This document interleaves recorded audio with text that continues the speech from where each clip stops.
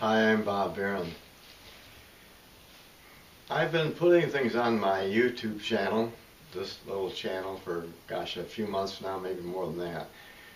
But the earlier ones, I put on some about all sorts of things, exercise and traveling, and about a book I'd written. But I just wanted to share a few thoughts with you right now about some other things. I've been a teacher most of my life, a reading teacher at some point, starting to teach back in 1965.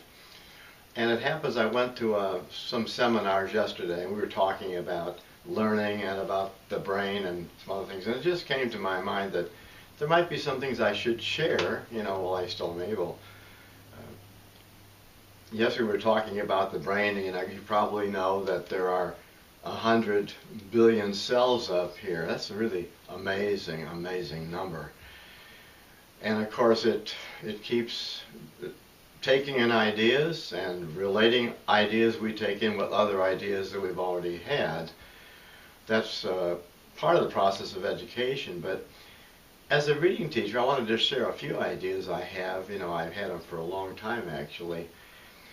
When I first started teaching, which is back in elementary school, back in 1965, there was some idea that a parent, or whomever has a child at home, and maybe not a parent, somebody who maybe adopted a child or takes care of a child, that you really shouldn't teach a child at home about reading and those sorts of things. But I thought it was a silly idea back then, and I still think it's kind of a silly idea. Now, somebody who may still like that idea will tell me probably about it, but I think about my own education as a child. I grew up in a family like most of us, and I learned to read at home. I know I did, because I had older brothers and sisters that read to me from books and then showed me how to read. I learned the first word I ever knew from an encyclopedia. My brother showed me a picture of a skeleton in an encyclopedia, and that word, skeleton, S-K-E-L-E-T-O-N, it's just still in my mind. And that picture is also all these years later.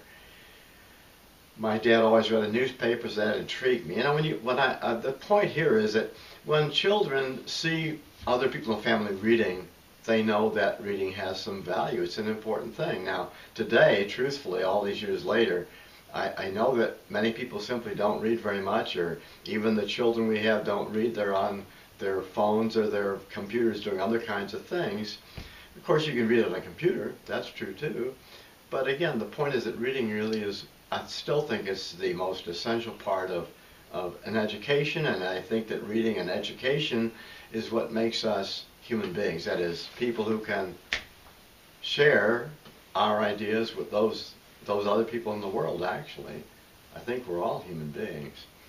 And so the question is, how does a child learn to read? I would say that if you can help your child or someone, family member, learn to read at home, that means that he or she's way ahead of the game when the child finally gets to school. I can't believe it does any kind of harm whatsoever.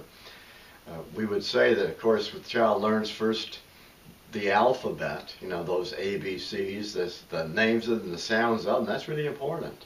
And then for security, we would say the child should know his or her own name. Those are important things to know. A child, what's your name and where do you live? Not to give it to strangers, but just to know that in case the child gets lost, that someone can help. I got lost when I was a kid.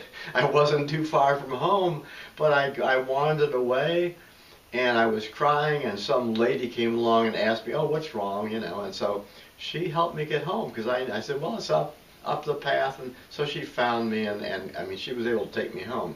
So I think it's an important thing that a child should know, that, where they live and what the name is, and the letters of the alphabet, the sounds of those letters. That's really the basis how we start learning our language. I'm talking about English, but it's true of other languages, of course, also. What's really also important is a child has to be able to pay attention and be very persistent in what he or she's doing. Now, what we're talking about is, if a child has been given a book to look at, or a language alphabet to look at, they have to be able to willing to sit there and look at it a bit and be patient. If someone's next to the child, to be willing to be interested in what's happening. And I mention it because I know I've seen children, and this is not meant to be a criticism, but children I've seen in public sometimes are really, they seem to have a hard time staying with their family or even paying attention to mom or dad. And I don't mean to criticize anybody, but I think if a child can't pay attention to mom or dad or other person who's helping or taking care of that child may have a harder time in school. Because if you don't pay attention to the people who are important in your life, when you get to school where there are teachers, and teachers are important. I mean, my good grief. I mean, most of us spend, 12 years or more in a school of some sort, elementary school, the high school, maybe even college. And so you have to be able to pay attention. That's just such an essential thing. So I'm saying that skill does happen in the home. I do believe that's the truth of it. Of all the years I've been teaching, it's been a long time, first teaching elementary school and teaching college more recently, I would say, what is reading really about? Because, we all, as children, we hear lots of words, we know what they sound like, we learn all kinds of words, even not just simple ones like dog and cat, the ones we usually teach in a primary book, but we hear all kinds of conversations, all kinds of even adult words we hear. And the truth of it is, those are in the child's memory. And what reading is really about is helping the child realize that this is what that word looks like on paper. And a child may be able to say, oh, the word sounds like this, and then give you some letters that maybe aren't quite correct. But if they say, well, the word long, it's got L, N, and G in it, well, it doesn't matter in a sense at first if the child doesn't know there's an O in there. But the fact that they have the basic sounds down, that's really important. And so myself as a teacher, I would never, criticize a child because they got the first spelling of it wrong. Spelling comes, it does come. But basically that's what reading is about. We have probably 70,000 more words we've already heard and learned. I mean, they're inside of our brain. We can talk, use them in talking, but can the child finally identify them on a page, on a piece of paper? It all goes together. We listen, and then we speak it, and then we read it, and we can then say it again, and can we write it? All of this stuff goes together. It's what we call language development, but that really is the basis of what reading is just, we call it decoding, looking at words, finding a way to sound them out. As adults, we know enough about language, I think any of us, because especially if you're a parent or you've been through life, you know how words sound, and so you can help a child learn how to sound that out. That's really important stuff, I think. The other thing I would say, and this is the one that I know is true, the more you read, the better reader you are.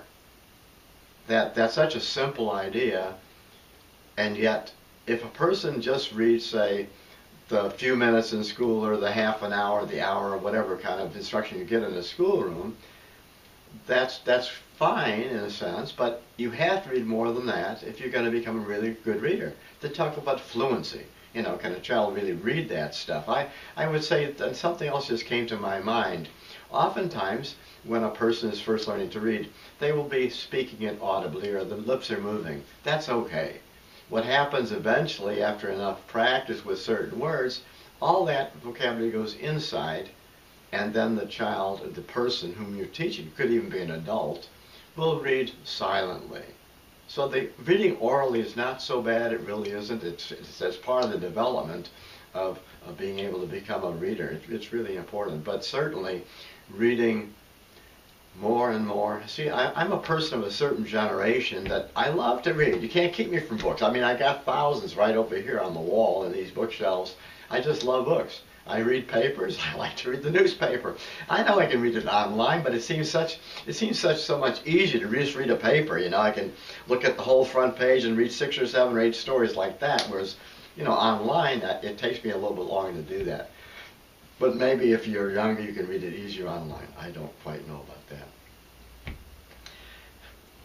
When I was teaching in college, I had a chance to think about things a little bit more, because if you're teaching college, I'm talking about community colleges, the students are not just of a certain age. Like if I taught second grade, they're usually 7 years old, and sixth grade, they're often usually about 11, maybe 12 years old.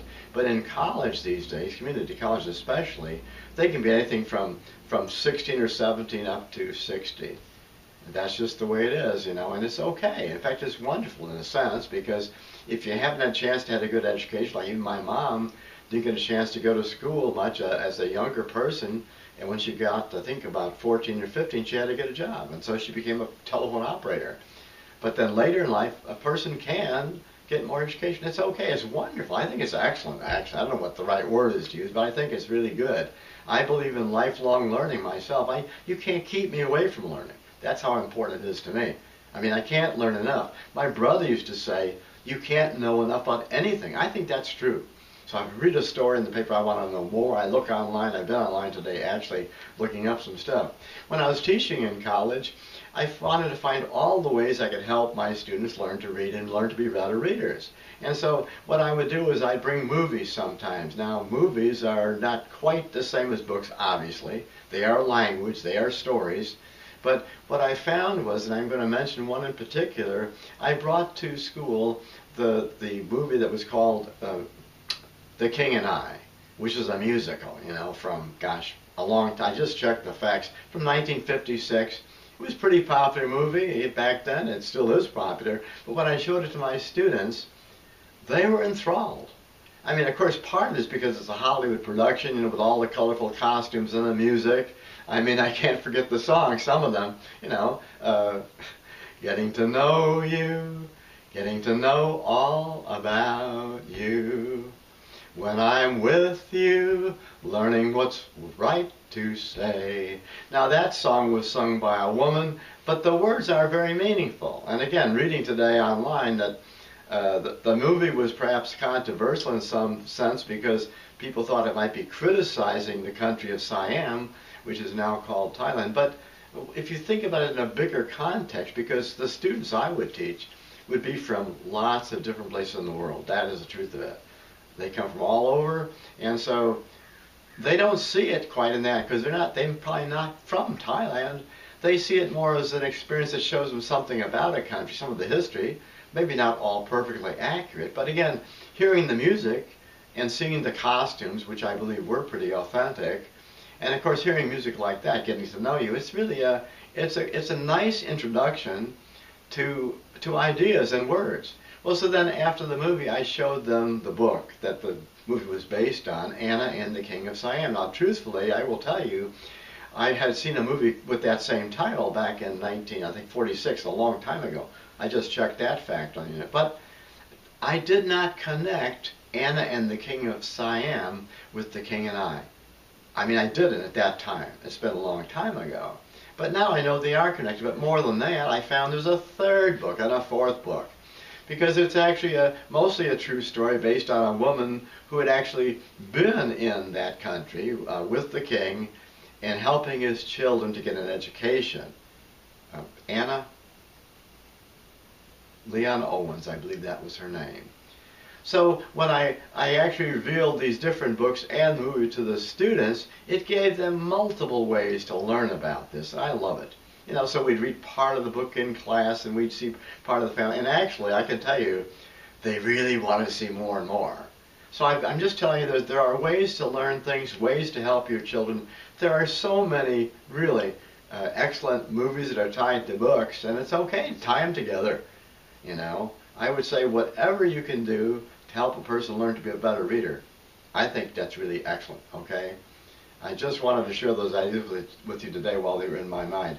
I probably will share other things, you know, because I really believe at this point in my life, and I'm 77, yep, I've told you that before, I think reading is the primary way that we learn things. But more than that, all the reading, you read about all these different things. I can read all these different subjects about histories and all kinds of ideas and art and places to go, you know. I mean, this is what gives us some identity as human beings. And I'm using that word human beings to mean we people. We are people, right?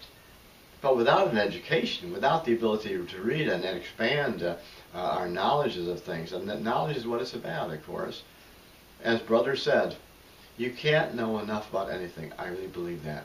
Well, I hope that maybe some of this is a little bit helpful, and I plan to share some more with you, some other point, but I thank you as always. Thanks for looking, and it's a pretty day today. Sun is out, it's going down, it's a little bit after 5 p.m. Take care. Bye-bye.